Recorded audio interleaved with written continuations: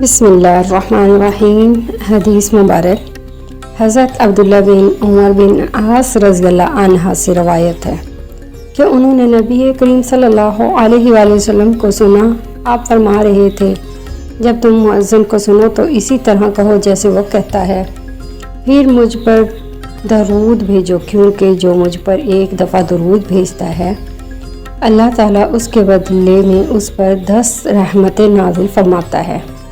پھر اللہ تعالیٰ سے میرے لیے وسیلہ مانگو، کیونکہ وہ جنت میں ایک مقام ہے جو اللہ کے بندوں میں سے صرف ایک بندے کو ملے گا، اور مجھے امید ہے وہ میں ہوں گا۔ چنانچہ جس نے میرے لیے وسیلہ طلب کیا اس کے لیے میری شفاعت واجب ہوگی۔ حدیث صحیح مسلم 849۔ ایک اور حدیث مبارک ہے کہ حضرت عمر بن خطاب رضی اللہ عنہ سے روایت ہے، کہا رسول اللہ صلی اللہ علیہ وآلہ وسلم نے فرمایا، جب مؤذن اللہ اکبر کہے تو تم میں سے ہر ایک اللہ اکبر کہے۔ پھر وہ مؤذن کہے اشہد ان لا الہ الا اللہ تو وہ بھی کہے اشہد ان لا الہ الا اللہ۔ پھر مؤذن اشہد ان محمد رسول اللہ کہے تو وہ بھی اشہد ان محمد رسول اللہ کہے۔